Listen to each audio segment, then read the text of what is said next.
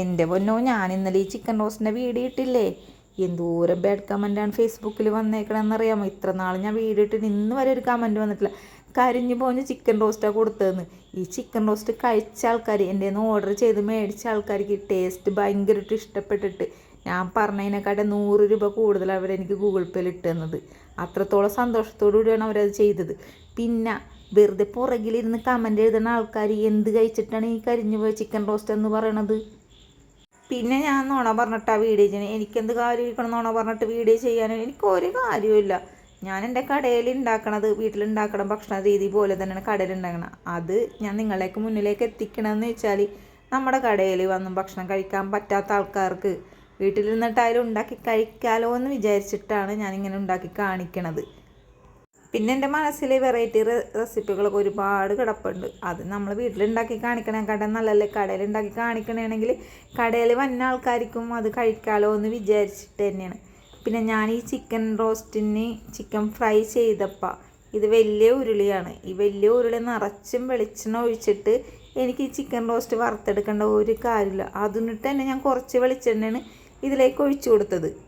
നമ്മൾ വീട്ടിലായാലും ചിക്കൻ ഉണ്ടാക്കുമ്പോഴേക്കാ ഈ ഒരു രീതിയിൽ നമുക്ക് സൈഡിലായിട്ട് അത് കരിവല്ല, അത് മൊരിഞ്ഞ പോലെ രൂപത്തിൽ കിട്ടും. ഞാൻ വീഡിയോയിൽ പറഞ്ഞിട്ടുണ്ടായിരുന്നു എന്തെന്ന്. നമ്മൾ ഈ ഒരു വെളിച്ചെണ്ണ കരിഞ്ഞതല്ല മൊരിഞ്ഞതാണ്. കരിഞ്ഞതാണെങ്കിൽ കരിച്ചോവ ഉണ്ടാവും.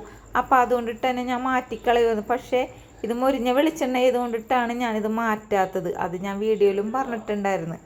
ഞാനിപ്പോൾ ഈ ചട്ടി എടുത്ത് മാറ്റിയിട്ട് കഴുകാനായിട്ട് എനിക്കൊരു പാടുമില്ല. ചില ആൾക്കാർ ചോദിക്കണേന് എന്താണ്, ചട്ടി കഴുകാൻ ആളില്ലാത്ത കൊണ്ടിട്ടാണോ ആ ഒരു കരിഞ്ഞ വെളിച്ചെണ്ണയിലേക്ക് ചേച്ചി സവാളയൊക്കെ ഇട്ട് വഴറ്റിയെന്ന്.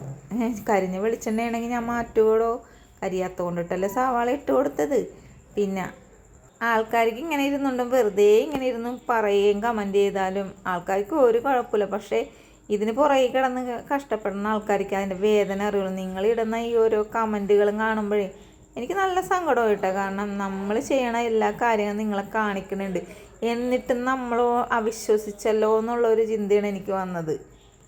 ഞാൻ ഈ ചിക്കൻ റോസ്റ്റ് ഉണ്ടാക്കി കൊടുത്ത ആൾക്കാർക്ക് ഒരു കുഴപ്പമില്ല, വീഡിയോ കണ്ട ആൾക്കാർക്കാണ് മൊത്തത്തിൽ കുഴപ്പം വന്നേക്കണത്. എന്ത് ചെയ്യാനായിട്ടാണ്, പറഞ്ഞിട്ടൊന്നും കാര്യമില്ല. എല്ലാവരും ഇങ്ങനെ മനുഷ്യന്മാരല്ലേ, എല്ലാവർക്കും ഉണ്ടാവില്ല ഇടയ്ക്കിടയ്ക്കൊക്കെ ഓരോ കുശുമ്പുകളും കുന്നായ്മകളും. പറഞ്ഞിട്ട് കാര്യമില്ല.